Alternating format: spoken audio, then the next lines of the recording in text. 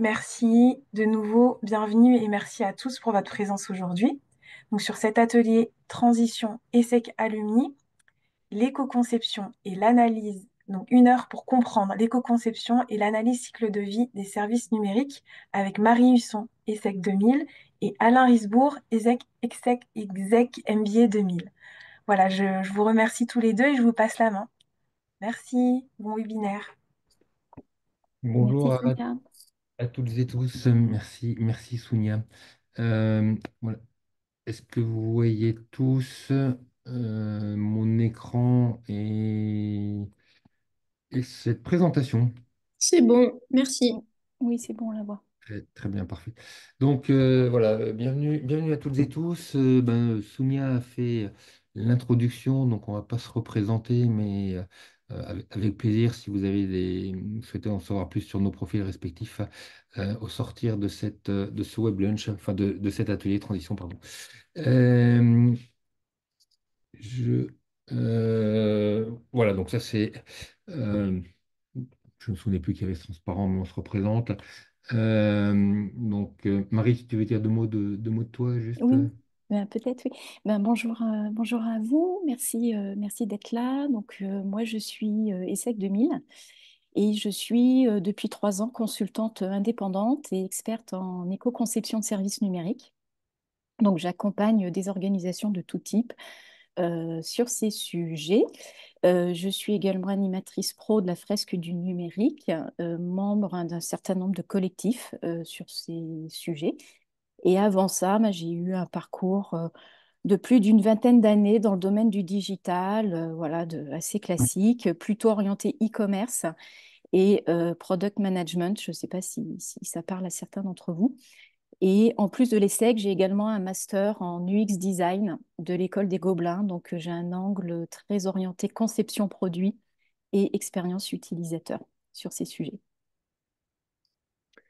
Donc pour ma part, voilà, donc j'ai un tout petit cabinet conseil transition écologique dans lequel on a deux activités principalement, donc qui sont l'éco-conception, non pas de services numériques, mais de produits. Pour l'éco-conception de services numériques, on a l'habitude de travailler avec Marie et on travaille également sur des sujets de stratégie de décarbonation. Donc en plus de ces deux grandes thématiques qui visent à permettre aux entreprises de réduire leurs impacts liés à leurs activités ou à leurs produits, on est également animateur d'ateliers de sensibilisation, euh, notamment plus récemment, parce que c'est une troisième offre qu'on est en train de commencer à développer, les sujets de l'adaptation au changement climatique, qui sont un élément tout aussi important, les deux vont avec, tout aussi important que la réduction des émissions de gaz à effet de serre que l'on peut émettre. En introduction, donc deux mots sur l'éco-conception et sur l'analyse de cycle de vie. Il y avait eu un atelier transition qui avait été organisé sur le sujet. Je pense que si vous souhaitez approfondir ces sujets-là,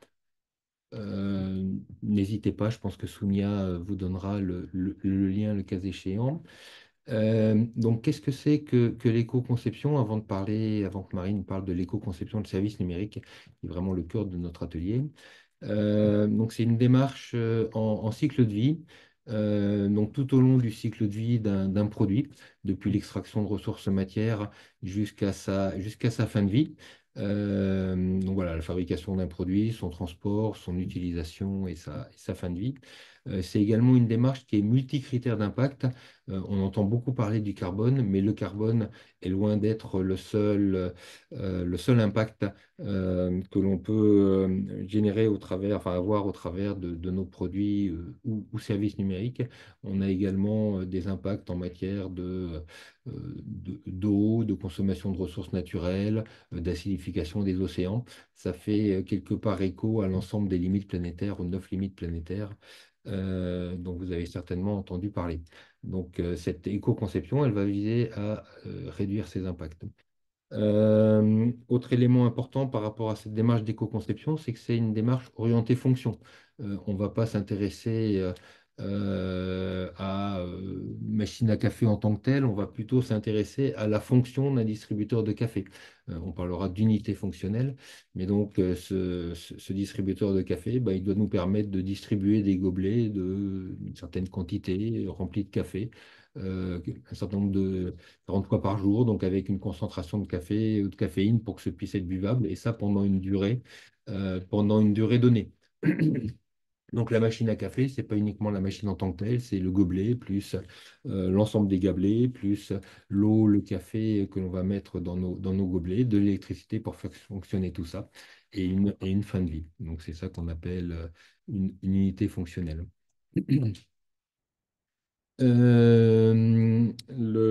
L'éco-conception, il vise, comme on le disait, à réduire des impacts, mais quand on va agir sur certaines étapes du cycle de vie, par exemple réduire les impacts liés à l'usage, eh bien, ceci peut avoir des conséquences. On va peut-être permettre de réduire les impacts en matière d'utilisation de sol ou de consommation d'eau, mais on augmentera les impacts peut-être en termes de consommation d'énergie.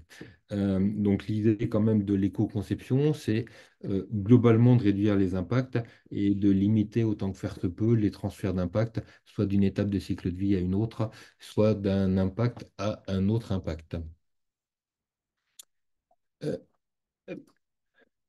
Euh, on parle d'éco-conception. Il y a quelques années, on ne parlait que de conception.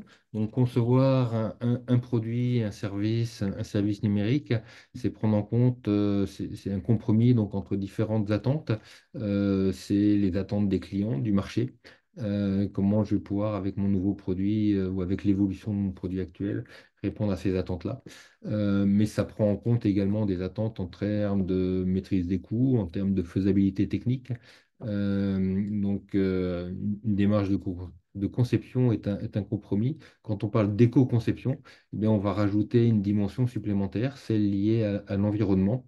Et voilà, le fait de pouvoir prendre en compte un certain nombre d'exigences dans cette démarche de conception ou d'éco-conception, ça va également permettre de répondre à des nouveaux besoins. Ça va permettre d'innover en allant plus loin.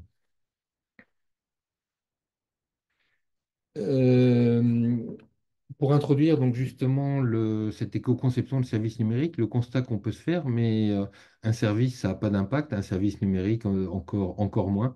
C'est virtuel, c'est dans les nuages, il n'y a pas il y a pas d'impact.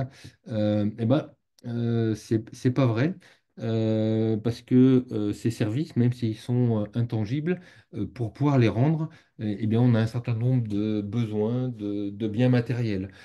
Si je prends l'exemple là d'un service de restauration ou autre, voilà, quand je vais penser mon nouveau service ou quand je vais faire évoluer le service que je propose aujourd'hui, ben, je vais avoir besoin d'acquérir des équipements. Donc que je vais immobiliser. Donc bien entendu, ces équipements, il aura fallu les fabriquer, il faudra gérer leur fin de vie, ils vont consommer de l'énergie pendant leur fonctionnement. Je vais également vouloir promouvoir des comportements vertueux, donc au travers par exemple de mon call center ou au travers de l'accueil, etc. Cette activité-là également est génératrice d'impact. Je vais dans ce service utiliser bah, des consommables. Si je prends l'exemple de la restauration, bah, c'est ce que je vais mettre dans les assiettes. Bah, ceci également a des impacts et voilà, tout au long du cycle de vie les impacts existent et ils sont certes indirects. Et Marie rentrera plus dans le détail en ce qui concerne donc, les services numériques qui rentrent dans ce cadre plus général. Avant que je ne passe la parole à Marie, deux mots de l'analyse de cycle de vie. Donc l'analyse de cycle de vie, en fait, c'est un moyen de rationaliser cette mesure d'impact. Donc l'analyse de cycle de vie, c'est une méthodologie d'évaluation qui permet de quantifier les impacts environnementaux d'un produit, d'un bien manufacturé, mais d'un service aussi ou d'un système de production. Et cette quantification des impacts bah, s'intéresse à l'ensemble des étapes de ce cycle de vie et à l'ensemble des impacts. Comme on l'a dit tout à l'heure, c'est multi-étapes du cycle de vie et multi-impacts.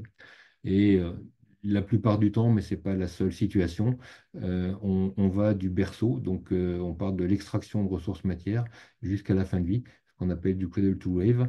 Mais par exemple, on peut également aller de l'extraction de ressources matières à la sortie de l'usine, et donc sans que dans ce calcul d'impact, on prenne en compte les autres étapes du cycle de vie, le transport, l'utilisation ou la fin de vie. J'ai fini avec cette petite introduction pour recadrer le contexte, le contexte donc de notre atelier transition. Et je te passe la parole, Marie, à toi. Ok, merci Alain.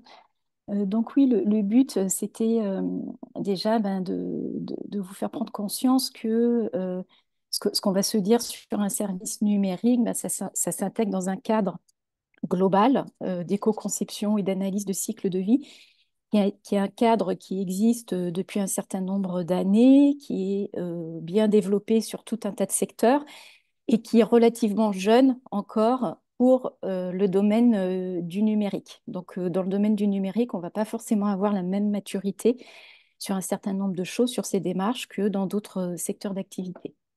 Alors déjà, bah, peut-être se poser la question, qu'est-ce qu'un service numérique? De quoi on parle quand on dit service numérique? Donc, ce qu'il faut bien comprendre, c'est que dans le numérique, d'un côté, on va avoir la notion de service et puis on va avoir la notion d'équipement numérique. La notion d'équipement numérique, c'est facile, c'est ce qui est physique. Là, en ce moment, on est en train de partager des informations via une visioconférence. La visioconférence, c'est un service numérique. Et très certainement, moi, je vous parle sur mon ordinateur portable, je vous vois via l'écran de mon ordinateur portable et très certainement que vous me voyez via l'écran d'un ordinateur, d'un iPhone ou peut-être d'une tablette. Ce service numérique, cette visio, pour fonctionner, on utilise Zoom. Donc, quelque part sur cette planète, Zoom a des data centers, des centres de données pour traiter les données là, qui sont en train d'être utilisées pour l'utilisation de cette visio. Donc, c'est la partie centre de données hébergement. Et entre nos terminaux et ces centres de données, de manière très, très schématique, on va avoir tous les équipements réseau. Donc, ça va être les câbles, les antennes, etc., le Wi-Fi, les satellites, etc., qui permet le transfert de ces données. Et donc, un service numérique, ben, c'est un site web, ce sont des applications mobiles, des logiciels métiers, mais ça peut être aussi du côté back-end, par exemple, des choses comme du traitement de données, des calculs, de l'intelligence artificielle. Et donc, ce qu'il faut retenir, c'est que ça va bien au-delà de la simple informatique ou technologie de l'information. C'est vraiment le numérique et les services numériques modifient profondément nos activités humaines et les activités sociétales. Et donc aujourd'hui, ça prend une part très très importante de notre temps. Il y a une étude qui est sortie en 2021 qui estime qu'en Europe, un Européen en moyenne va passer un tiers de sa vie devant un écran, que ce soit dans un contexte pro comme dans un contexte perso. Et pour un Français, c'est plus que notre temps de sommeil. Et donc, le fait qu'on passe tout ce temps de notre vie devant un écran, ça a des impacts sur notre vie, mais ça va avoir aussi des impacts environnementaux également. Et donc, on estime aujourd'hui... Ah, pardon, tu peux revenir juste en arrière. Non. Voilà. Oui, il y a dans le monde environ 34 milliards d'équipements numériques, tout confondu, pour environ 4 milliards d'utilisateurs et utilisatrices, soit en moyenne 8 équipements par utilisateur. Allez, on peut passer au slide suivant, merci. Alors, du coup, tout ça, ça a des impacts environnementaux. Il y a une étude qui est sortie il y a 2 ans maintenant, je crois, qui a estimé les impacts environnementaux de l'utilisation du numérique d'une personne qui vit en Europe pendant 1 an. Donc, ça correspond en termes d'émissions de gaz à effet de serre, donc les impacts sur le changement climatique, à un aller-retour Paris-New York. Donc, votre consommation du numérique aujourd'hui sur une année, c'est comme si vous faisiez un aller-retour Paris-New York. Ça correspond en termes de consommation de minéraux et de métaux. Ça, c'est un point qui est très, très, très important quand on parle de numérique. Ça correspond au poids de 18 personnes. Et en termes de production de déchets, donc Alain évoquait la fin de vie d'un produit, des équipements, ça correspond au poids de 3,6 personnes. Et enfin, ça correspond aussi, parce que c'est souvent assez plus parlant, en termes de consommation électrique, c'est comme si vous laissiez allumer chez vous un radiateur électrique allumé pendant 23 jours. Voilà, pour vous donner des ordres de grandeur. Donc, vous voyez, ces services numériques qu'on perçoit comme étant immatériels, eh bien, ils ont des impacts qui sont bien concrets et bien réels. Alors, si on passe à la slide suivante. Alors, ce qui est important, et ça, Alain, vous l'avez bien expliqué, c'est qu'il y a différents types d'impacts environnementaux. Et c'est très, très important d'avoir une vue systémique des différents impacts environnementaux pour éviter ce qu'on appelle les transferts d'impact, c'est-à-dire se dire, ben, je vais essayer de diminuer, par exemple, les impacts sur le réchauffement climatique. Et souvent, on a une idée fausse qui est que quand on va numériser, on va réduire les impacts sur le changement climatique, on va décarboner. Mais cette décarbonation ben, peut avoir d'autres impacts sur d'autres critères. Et typiquement, quand on va, par exemple, utiliser du numérique pour décarboner des processus physiques, ben, on prend le risque, par exemple, d'augmenter l'impact sur les métaux. On prend le risque d'augmenter l'impact sur, par exemple, la consommation d'eau. En France particulièrement, on va prendre un risque d'augmenter l'impact sur les radiations ionisantes, puisqu'on a une électricité qui est fortement nucléaire, etc., etc. Alors là, sur ce graphe, je vous ai remis un certain nombre d'impacts. Ce qu'il faut comprendre, c'est que les impacts environnementaux, ils peuvent avoir des effets soit à court terme, soit à long terme. Ils peuvent avoir des effets qui vont être soit très localisés, soit qui vont être globalisés à l'échelle de la planète entière. En rouge foncé, vous allez avoir les impacts qu'on va regarder plus particulièrement quand on va regarder un service numérique, mais et notamment via une analyse de cycle de vie. Mais ce dont il faut prendre conscience, c'est que malheureusement, même avec la meilleure volonté du monde et la meilleure méthode d'évaluation d'impact qui est la CV, l'analyse de cycle de vie, il y a tout un tas d'impacts qu'aujourd'hui on ne regarde pas et qui sont un peu hors du scope. Ça va être par exemple la pollution lumineuse dans le cadre du numérique, typiquement si on pense par exemple aux affichages lumineux la nuit. Alors la question du bruit peut-être un petit peu moins sur le numérique, mais tout ce qui est accidents industriels, etc., les odeurs, etc., même en dehors du numérique, c'est des impacts qu'on ne prend pas forcément en compte dans l'éco-conception ou l'analyse de cycle de vie. Alors si on avance. Alors, la notion d'éco-efficacité, ça, c'est quelque chose qui est très important dans l'éco-conception. Comme Alain vous l'a bien expliqué, en fait, on ne va jamais éco-concevoir une application mobile ou éco-concevoir un site web ou éco-concevoir un logiciel métier. En fait, on va toujours éco-concevoir une réponse technologique à un besoin, à une fonction et un besoin qui est exprimé par des utilisateurs et des utilisatrices. Et c'est en ça que la démarche d'éco-conception dans le cadre d'un service numérique, elle est très très proche de la démarche orientée conception utilisateur et de la démarche expérience utilisateur et utilisatrice. Et donc l'éco-efficacité, ben, c'est ma capacité à réduire l'impact environnemental de ce que je propose en ligne pour répondre à un certain besoin. Et l'enjeu, ça n'est jamais de dégrader la réponse aux besoins. Jamais. C'est-à-dire que on ferait de la mauvaise éco-conception si à un moment donné, la solution qu'on propose, elle ne permet pas de répondre aux besoins qui est exprimé. Alors, si on avance.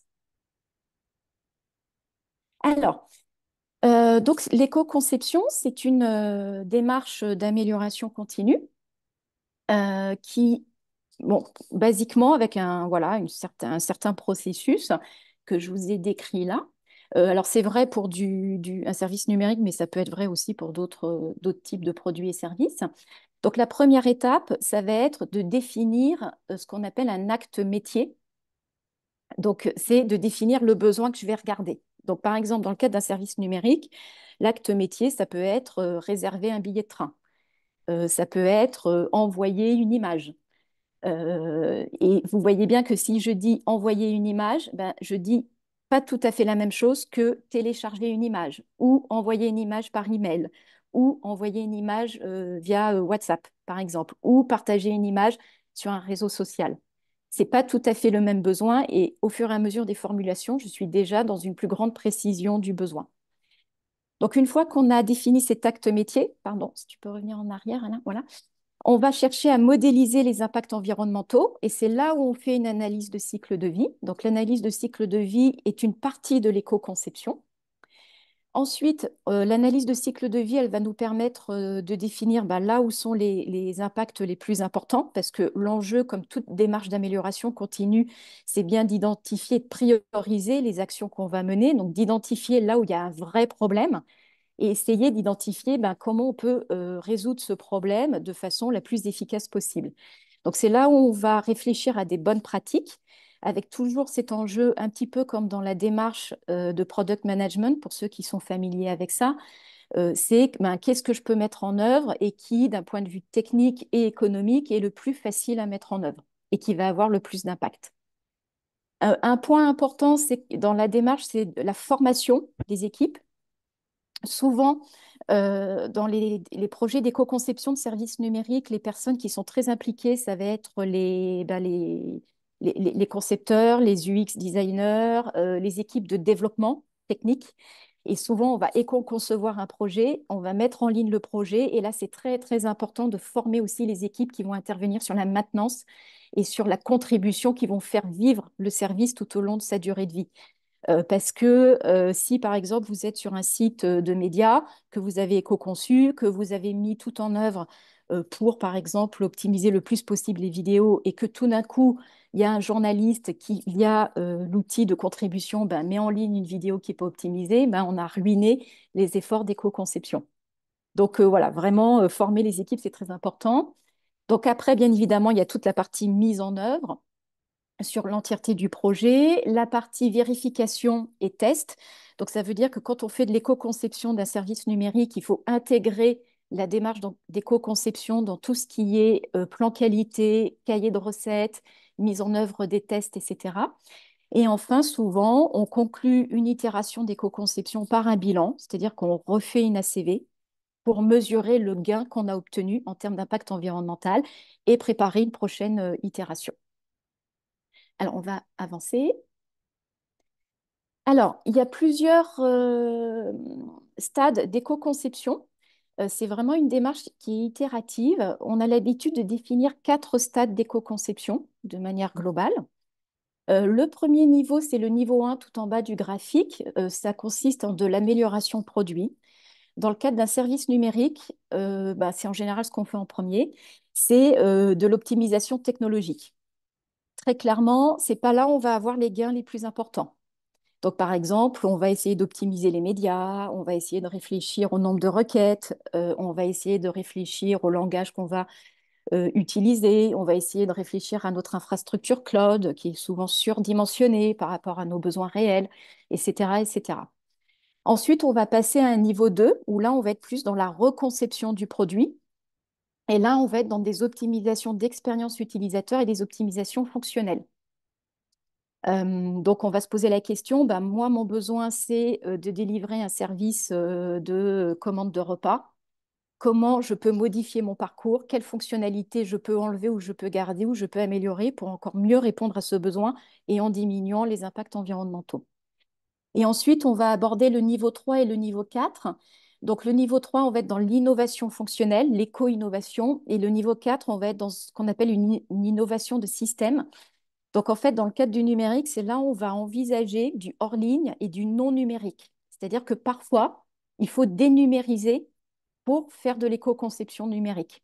Parce qu'on a été jusqu'au bout de l'optimisation technique et fonctionnelle et on ne peut pas aller plus loin.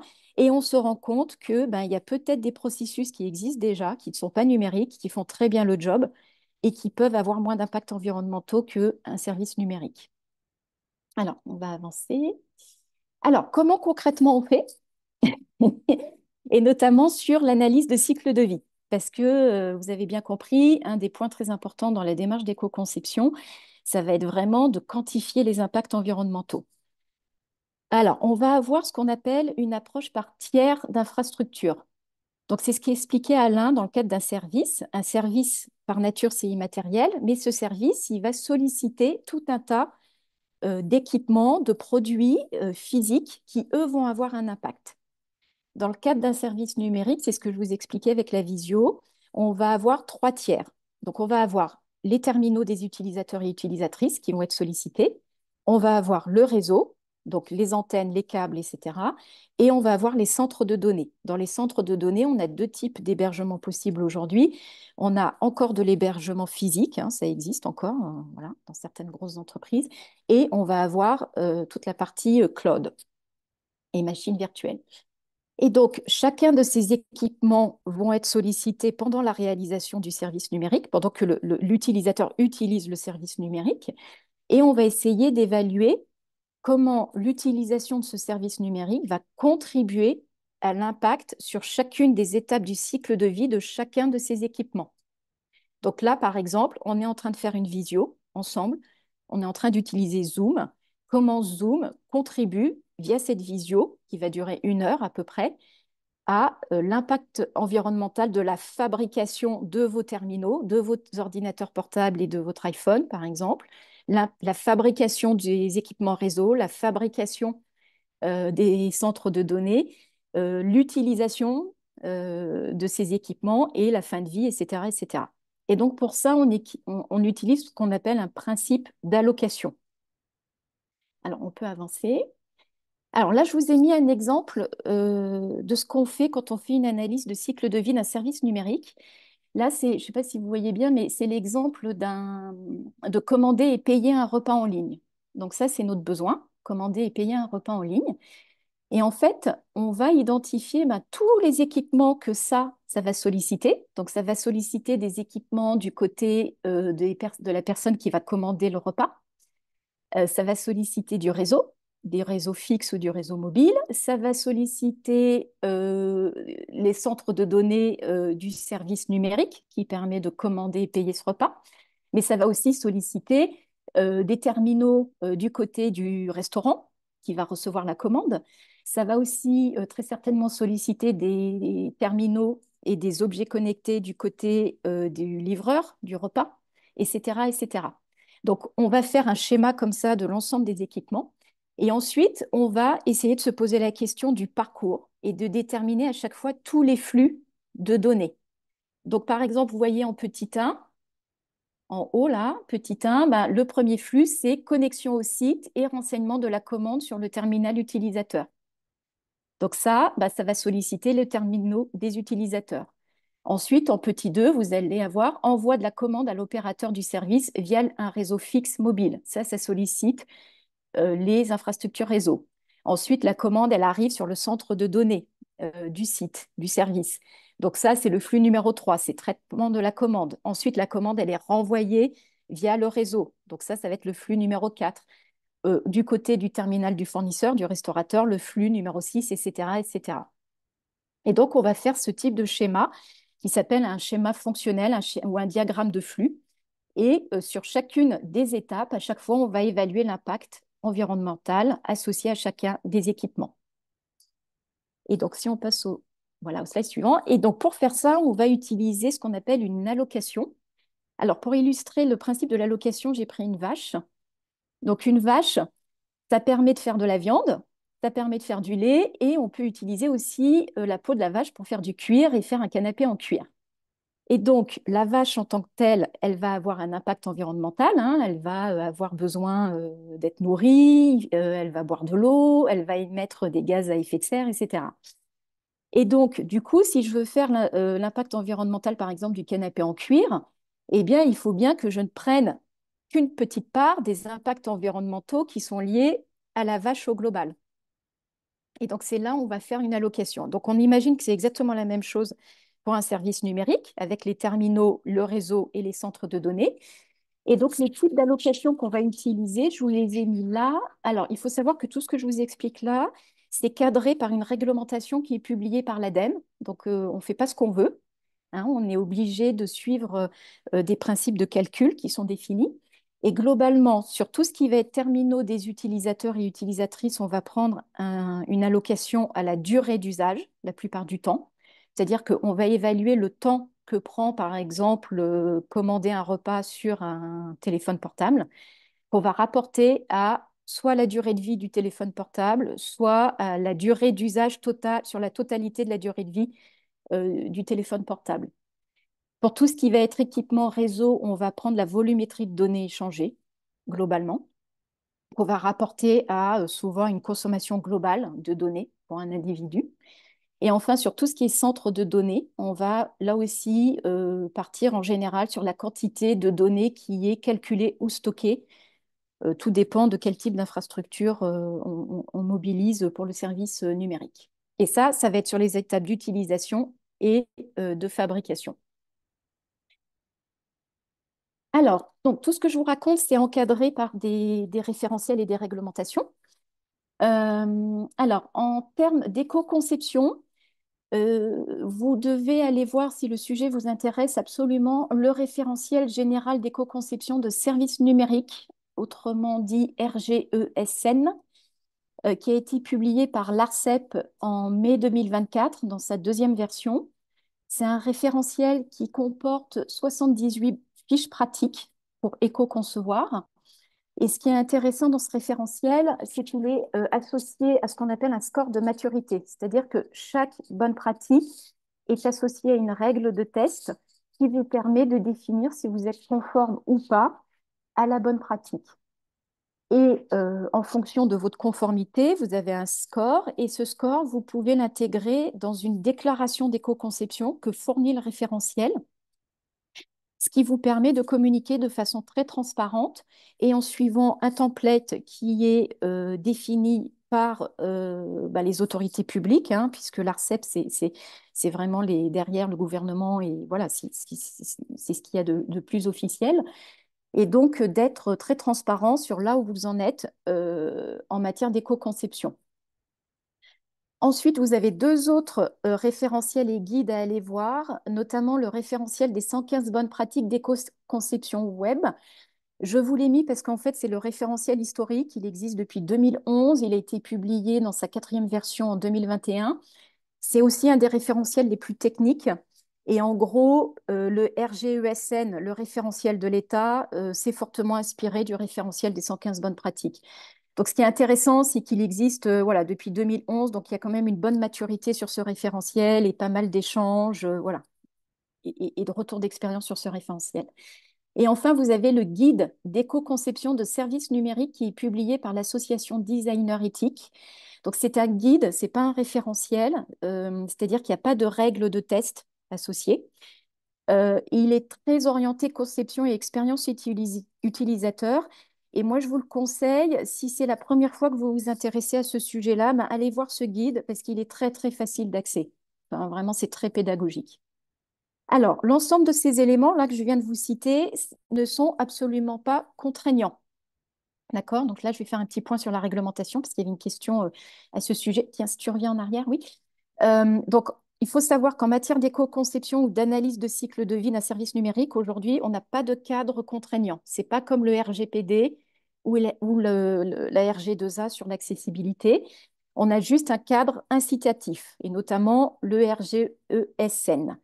Par ailleurs, si vous voulez faire une analyse de cycle de vie et être conforme aux normes ISO, parce que l'analyse de cycle de vie, c'est une méthode qui est encadrée par des normes ISO, il faut que vous soyez conforme au référentiel méthodologique d'évaluation environnementale des services numériques qui est publié par l'ADEME. Donc, vous le trouverez très facilement, c'est gratuit sur le site de l'ADEME. Donc, c'est ce qu'on appelle un RCP, réglementation catégorie produit.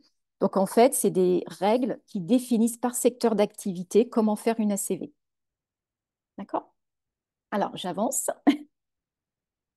Alors, ensuite, je vous ai mis quelques exemples d'ACV, de résultats d'ACV qu'on peut avoir quand on fait une analyse de cycle de vie et de site éco-conçu.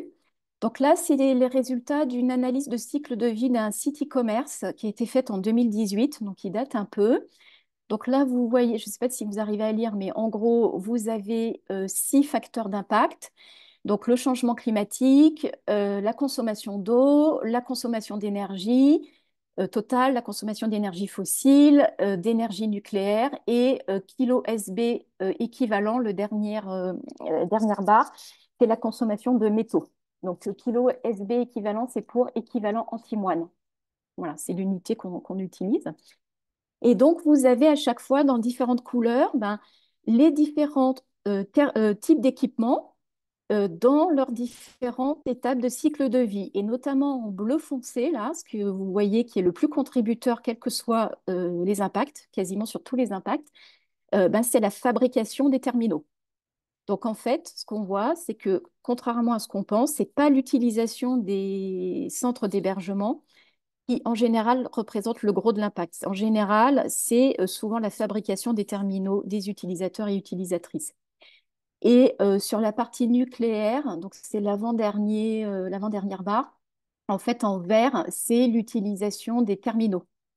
Donc là, on doit être dans un site transactionnel français.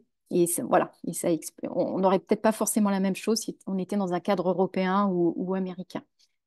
Et en orange, vous avez l'utilisation du cloud. Et alors, je ne sais pas si vous voyez dans la légende, mais en rouge foncé, vous avez la fabrication du data center. Et vous voyez que ça apparaît même pas sur le graphe. Donc, la fabrication de tout ce qui est réseau et data center, en général, ça a très peu d'impact. Et par contre, les centres de données, tout ce qui est hébergement et cloud, ils ont souvent un profil d'impact orienté sur l'utilisation. Alors, si on passe au slide suivant. Hop, voilà.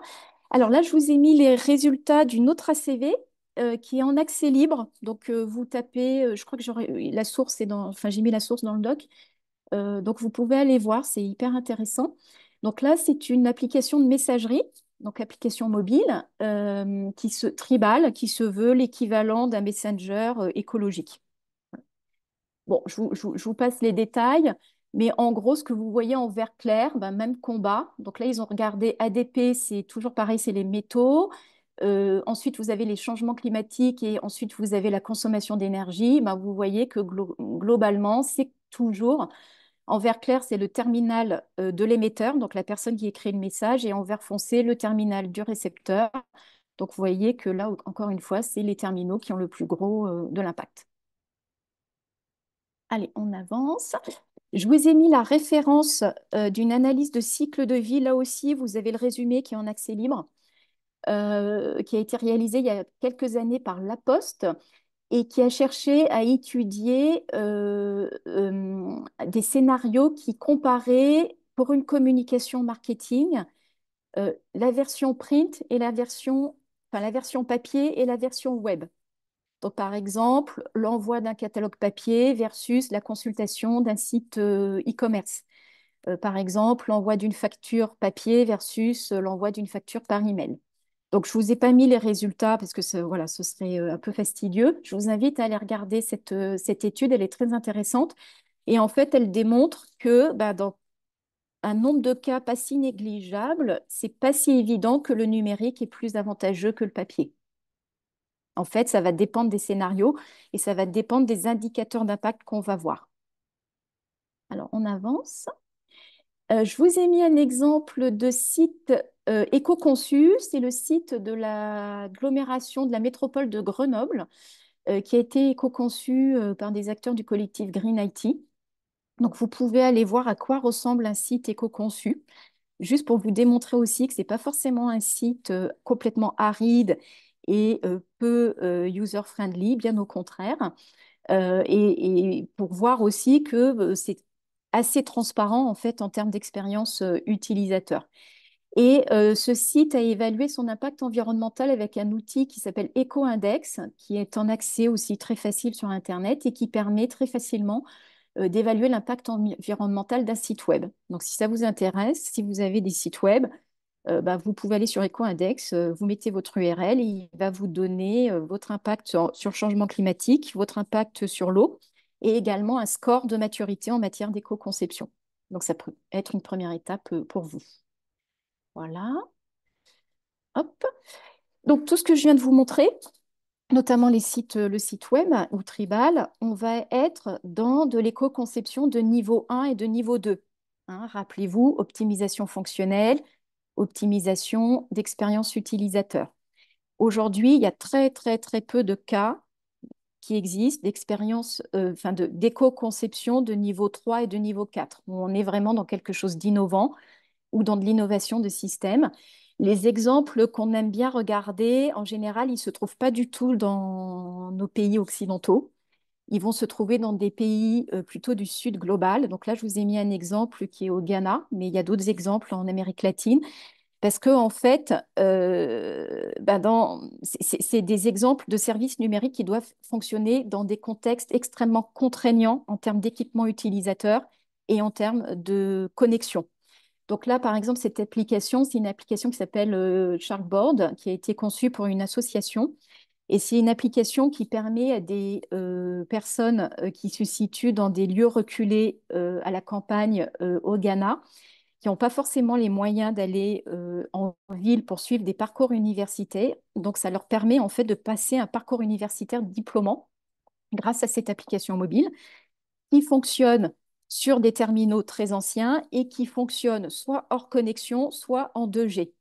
Donc, vous avez juste besoin à un moment donné de vous connecter pour télécharger l'application. Et ensuite, l'ensemble des parcours d'e-learning sont accessibles hors connexion. En fait, tout est chargé sur le téléphone.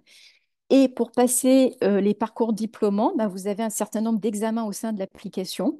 Et une fois que l'examen est passé, là, il vous faut un petit peu de connexion parce que l'application va envoyer un SMS au centre de données qui gère l'application. Et en retour, elle va renvoyer un SMS qui va déclencher l'ouverture dans l'application d'autres parcours diplômants. Donc, on imagine que vous avez passé le niveau 1, voilà, votre niveau, je ne sais pas moi, euh, enfin, voilà, et vous accédez au niveau master grâce à ce SMS. Il faut savoir que le SMS tout ce qui est asynchrone, ça va être les technologies de communication qui sont aujourd'hui les plus sobres et les plus frugales en termes de communication et en termes de digital. Alors, on avance. Là, je vous ai mis un lien où vous allez trouver plein d'exemples de ce type-là, de services numériques éco-conçus. Et enfin, parce qu'il est 13h14, on va pouvoir passer aux questions. Là, je vous ai mis une petite analyse SWOT des démarches d'éco-conception et d'ACV pour un service numérique. Globalement, les forces et les opportunités, ben, les forces, c'est que ce sont des démarches non biaisées, des démarches quantitatives, ce sont des démarches itératives, très plastiques, donc qui s'adaptent bien à la nature même d'un service numérique. Les opportunités, ben, les marges de progression sont très importantes puisqu'on a très peu de maturité encore sur le sujet.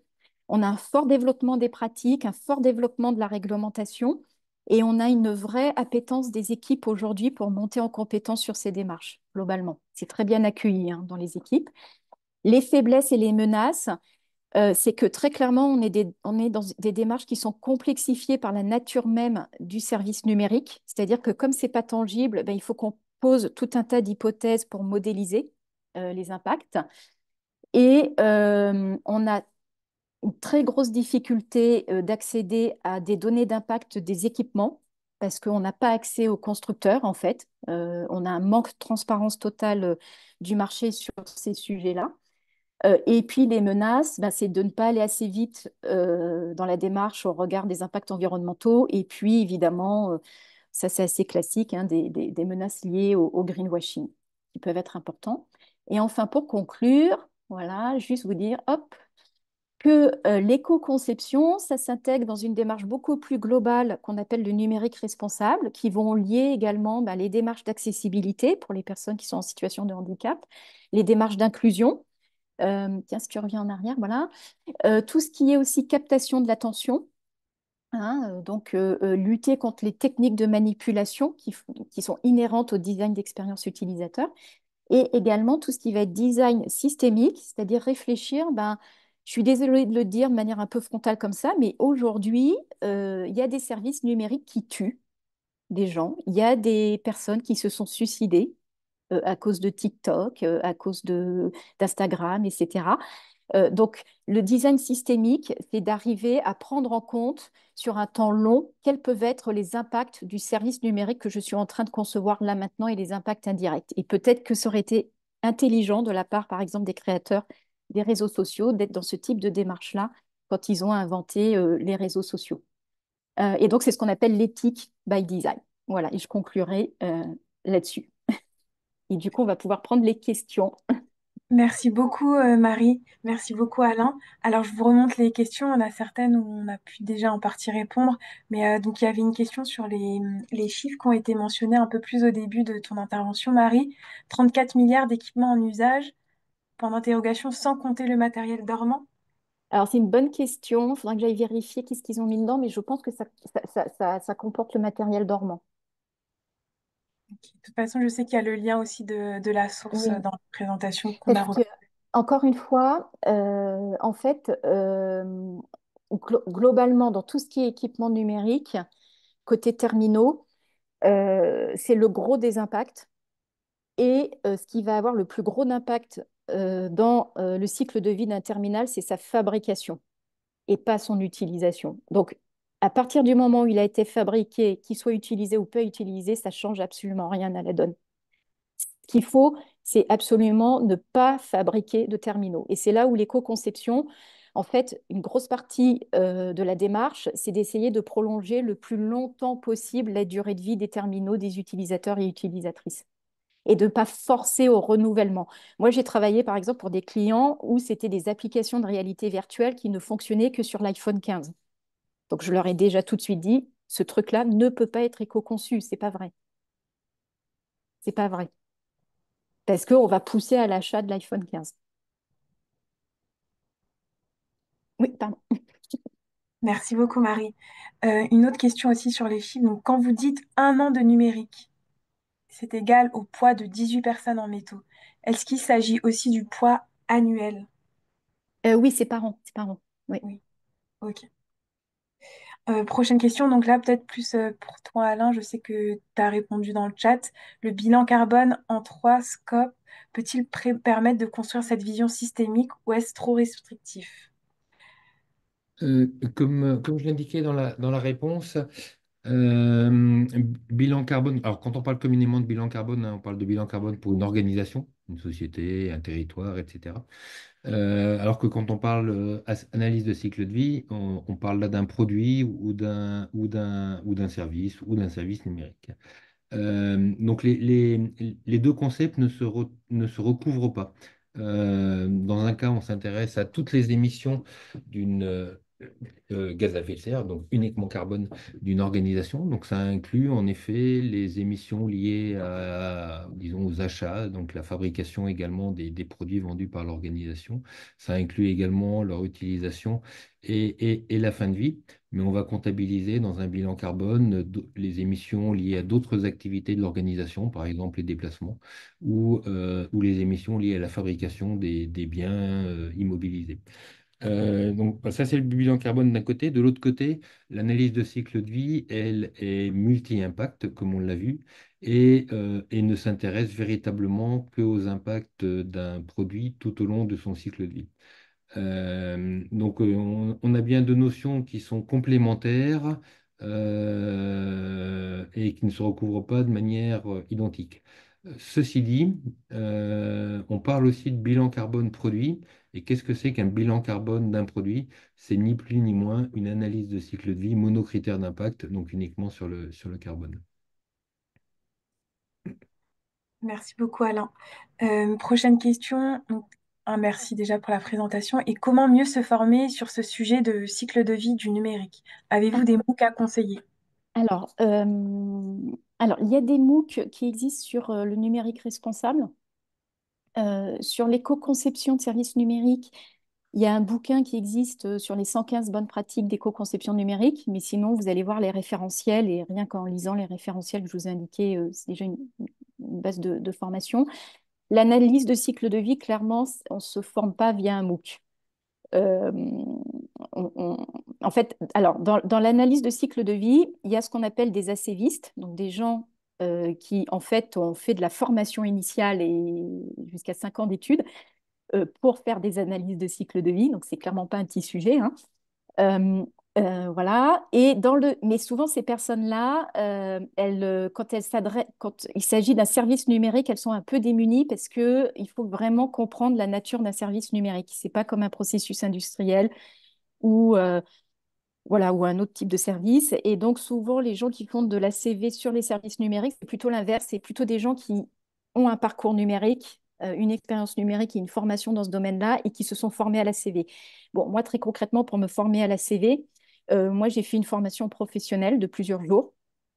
Et ça existe, hein, il y a différents. Si tu veux, Sonia, je pourrais t'envoyer des liens sur ce type de formation. Il faut savoir que moi, je fais de la CV. Alors, on ne l'a pas dit, mais il y a plusieurs niveaux dans la CV. En gros, il y a trois niveaux. Il y a ce qu'on appelle le screening, qui est un niveau très simplifié. Ensuite, on a le plus haut niveau qui s'appelle une ACV complète. Et entre les deux, on a une ACV simplifiée. Bon, voilà, c'est l'intermédiaire. Moi, très clairement, je ne fais pas d'ACV complète parce que je n'ai pas le niveau pour faire ça. Je fais que de la CV screening ou de la CV simplifiée et toujours dans une démarche d'éco-conception. Donc, la CV complète, il y a des experts voilà, qui font ça et qui sont très, très pointus sur ce sujet. Donc, se former à la CV, vous pouvez vous former effectivement via de la formation professionnelle, voilà, via donc c'est 2 à 3 jours de formation. Voilà, et je sais que maintenant, je pense qu'aussi que dans les formations initiales d'ingénieurs et dans les écoles de développement, etc., il doit y avoir des modules dédiés à ça maintenant. Merci beaucoup, Marie.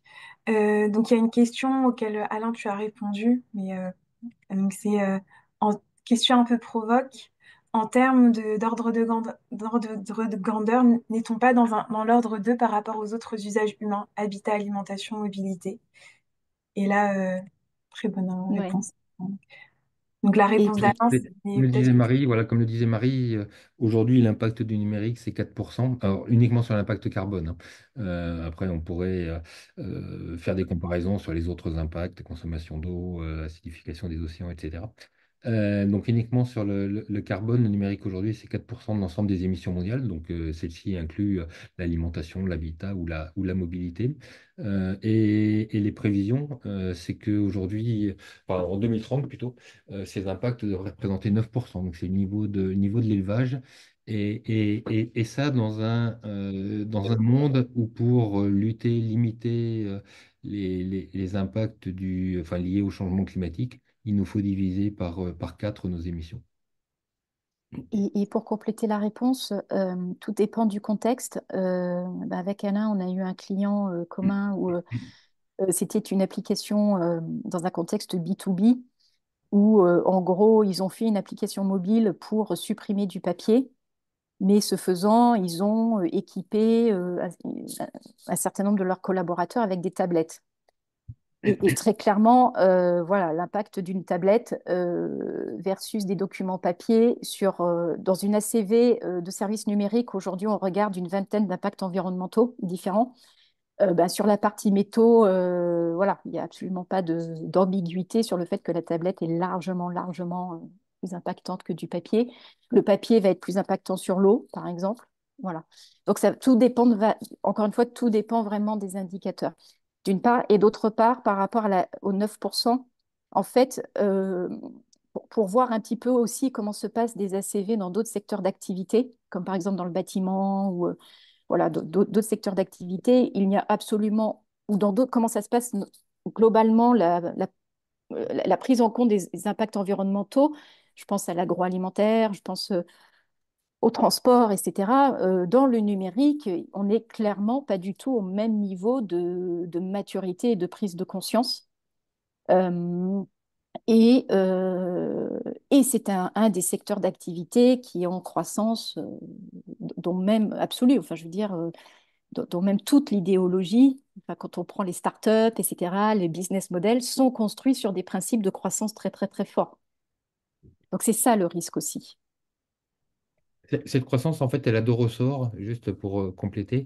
Elle a un ressort qui s'appelle l'effet rebond. Alors, l'effet rebond ne concerne pas que le numérique, mais et puis le deuxième ressort, c'est la multiplication des usages, sans les questionner, sans en questionner l'utilité pour la société.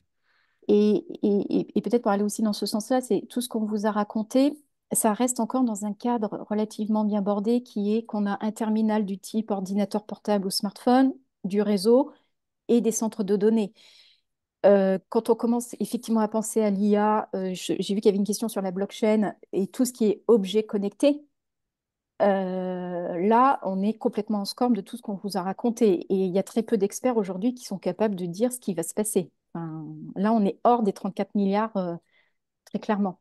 Donc, c'est ça aussi qui est très inquiétant, entre guillemets, en tout cas questionnant, c'est aujourd'hui, le numérique, ça reste encore des objets et un secteur qui est bien identifié, mais en fait, il y a une dissémination du numérique, notamment via tout ce qui est la connectivité et la donnée, dans tous les secteurs d'activité. Et quand vous faites un four connecté, parce que ça existe hein, aujourd'hui, vous avez des fours connectés avec des webcams à l'intérieur pour transmettre en direct sur Twitch la cuisson de votre poulet. Le fait de mettre une webcam dans votre four connecté, le fait de mettre des capteurs, etc., vous avez un impact, vous augmentez l'impact environnemental du four. Le four, il devient moins recyclable, il va plus vite finir en sa vie, etc., etc. Merci beaucoup Marie, merci Alain. Donc il y avait une question justement sur l'IA. Peut-on parler d'IA éco-conçue? L'IA n'est-elle pas by design non écologique? Alors, donc Sonia, tu me tends la perche. C'était pour dire que, alors du coup, il y a un projet de webinaire sur le même format en 2025 sur la question de l'IA et de l'impact environnemental de l'IA. Alors, l'IA éco-conçue by design, je ne pourrais pas vous répondre. J'ai plutôt tendance à dire que by design, ce n'est pas du tout éco-conçu. Il y a très peu de choses aujourd'hui qui existent en termes d'évaluation d'impact environnemental de l'IA. Parce qu'encore une fois, la plupart des constructeurs et des fabricants et des concepteurs, quand ils posent ce genre de choses, ils ne se posent pas cette question. Il y a des études qui existent qui tendraient à montrer que sur l'IA, c'est la phase d'apprentissage qui est la plus impactante. Et puis encore une fois, ce qui est peut-être questionnant, c'est tous les effets indirects de l'IA. C'est à quel point ça va induire des nouveaux usages. Et qui dit nouveaux usages, dit encore une fois, à un moment donné, des nouveaux terminaux, des nouveaux équipements dans les mains de nos utilisateurs et utilisatrices et donc encore plus d'impact. Un tout petit complément sur les impacts de l'IA. Microsoft, mais ce n'est pas le cas uniquement de Microsoft, hein, Google et Amazon, c'est exactement pareil. Donc, qui sont les grands acteurs de l'IA, enfin, en plus d'OpenAI, etc. Microsoft avait pris des engagements, donc tous avaient pris des engagements de réduction, de décarbonation de leurs activités, alignés notamment au travers d'une courbe qui s'appelle le SBTI. Microsoft a annoncé donc l'année dernière, qui renonçaient à tous leurs engagements en termes de décarbonation. Leurs émissions avaient augmenté de 30% ces 3 dernières années et c'était notamment dû à l'intelligence artificielle. Ouais. Alors, merci beaucoup Alain. Une prochaine question. Pourquoi continuons-nous alors à créer autant d'outils numériques? C'est la question. J'ai envie de vous la poser. Non, mais c'est une question très intéressante parce que, en fait, déjà, l'idée, c'est pas de dire qu'il faut pas de numérique. Euh, une des premières bonnes pratiques du RGESN, donc le référentiel officiel, qui deviendra peut-être obligatoire dans les années à venir, c'est d'expliquer en quoi le service numérique est utile. Est utile au regard des limites planétaires ou est utile au regard des 17 objectifs de développement durable pour 2030. Donc, l'enjeu, c'est de dire, on reviendra jamais en arrière, on est très clair là-dessus. Donc, c'est de se poser la question, pourquoi on fait du numérique?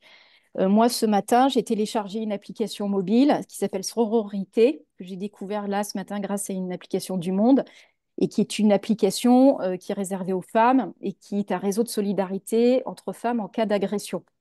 Et qui a notamment servi là pour retrouver le corps de la jeune fille qui s'est fait assassiner là très récemment.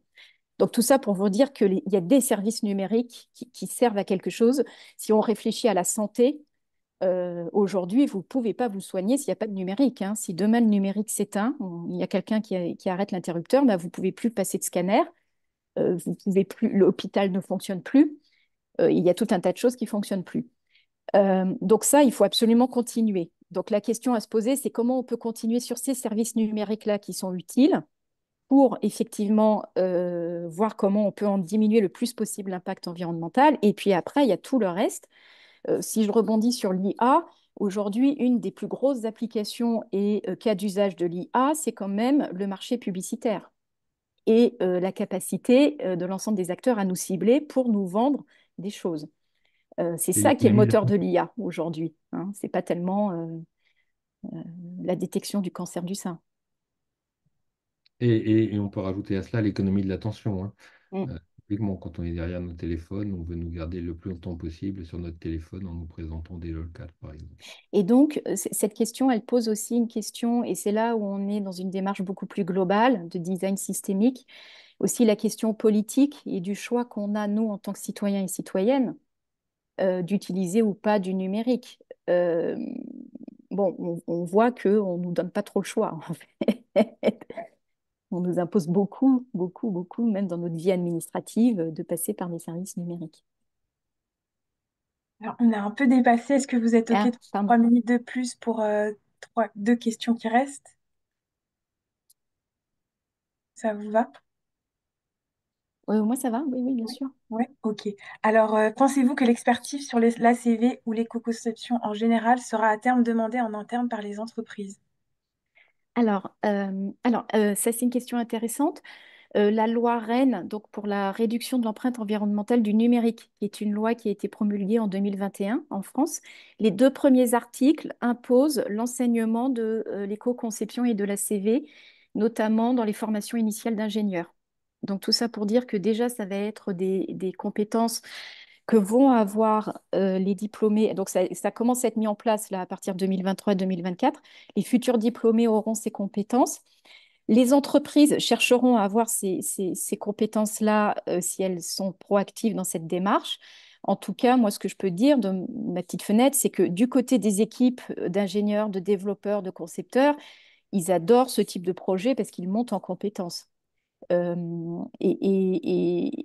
retendrai la question de dire, on sait aussi, le secteur du numérique, c'est un secteur qui est dans une tension d'emploi, hein, notamment sur les parties développeurs. On a du mal à trouver et à recruter en France. On passe beaucoup par de l'offshore. Euh, moi, j'inviterais à faire l'inverse, c'est-à-dire à questionner les entreprises qui font des services numériques sur leurs engagements sur ces questions-là et à profiter de cette tension inversée sur le marché de l'emploi. Et de dire, bah, si vous n'avez pas d'éco-conception, moi, je vais aller voir ailleurs, très clairement. Merci beaucoup, Marie. Donc, une remarque, pour simplifier à l'extrême, peut-on dire que le principal impact des services numériques réside dans le matériel utilisé? Très clairement, c'est que ça. Non, Ok. non, mais vraiment, hein, vraiment.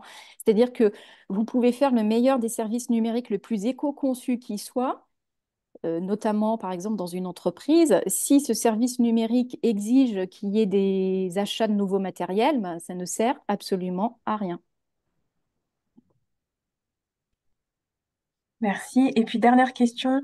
Donc, c'est une personne qui est étudiant au SMIB à l'ESSEC, Mm. ingénieur en énergie environnement de formation et qui va faire un échange à Hong Kong, qui va étudier les sujets de blockchain, d'IT, etc. et qui est à la recherche d'un job de rêve relié à la stratégie, la transformation digitale, l'environnement et les nouvelles technologies comme la blockchain. Est-ce que vous avez des conseils pour l'aider à l'orienter dans ses recherches? À tout Euh, hasard. alors, à Hong Kong, non. En fait, ça me permet de faire une autre précision. En France, on a la chance d'être assez pointu sur ces sujets, et en Europe. Et c'est peut-être une voie qu'on peut construire aussi sur le numérique européen. En gros, on a le monde anglo-américain qui est sur le design de services, voilà, Apple, Google, etc. On a le monde asiatique qui est sur la fabrication des terminaux. Nous, l'Europe, voilà, dans ce billard à trois bandes, ben, on n'existait pas tellement finalement. Et toute cette expertise qu'on a, le référentiel d'éco-conception des 115 bonnes pratiques, il est sorti en 2011, c'est le seul qui existe aujourd'hui, hein. Et voilà, il a été fait par un collectif en France. Donc cette expertise-là, ça peut être une spécificité et un avantage aussi d'un numérique européen. Maintenant, sur tout ce qui est sujet IoT, blockchain, etc., il y a une étude qui a été faite, je ne l'avais pas mis dans les ressources, mais je te l'enverrai, Sounia, qui peut être intéressante sur ces sujets-là. Euh, et après, oui, aller voir des entreprises aussi. En fait, ce qui est important peut-être dans votre démarche, c'est de s'interroger sur les valeurs, même pas s'interroger sur le numérique, en fait, c'est s'interroger sur le business model de l'entreprise, s'interroger sur quelle forme juridique elle a, quelles sont ses valeurs, son historique, etc. Voilà, pour voir un peu comment elle se situe. Ben, merci, je pense qu'on a fait le tour, il n'y a plus de questions. Merci beaucoup d'avoir pris les 7 minutes supplémentaires. Je ne sais pas si vous avez peut-être un petit mot de la fin tous les deux, Alain et Marie. Bah, Alain, je te laisse. Oui, je t'en prie. Ah, bon, ok. Non, bah, j'ai été ravie, comme toujours, hein, voilà, de partager ça avec vous. Non, non, mais vraiment ravie de voir que c'est un sujet qui intéresse du monde, quoi. Et chaque année, il y a de plus en plus de monde. Donc, voilà, c'est Le, bien. le seul, le seul commentaire que je ferai, moi, donc pour compléter, voilà, donc merci et tout pour votre présence et votre intérêt pour le sujet. Je pense que ce qu'il faut garder en tête, c'est euh, le numérique, ça peut être extrêmement utile et ça peut être totalement inutile. Donc la question qu'il faut se poser, c'est est-ce que ce que je fais, est-ce que l'usage ou est-ce que le service que je développe est utile? Si on ne se pose pas cette question-là, le numérique, en même temps que d'autres activités, hein, nous emmènera dans le mur. Bah, merci. Merci Marie, merci Alain. Encore une fois, c'était passionnant. Donc, je vous partagerai la présentation, le replay par mail. Et puis, on se retrouve en 2025 pour l'IA. Et bien sûr, le mois prochain sur la comptabilité multicapitale. Voilà. Merci beaucoup de répondre au questionnaire de satisfaction. Et puis, à très bientôt. Merci à vous. Au Au À revoir. revoir. bientôt. Merci à Merci. vous.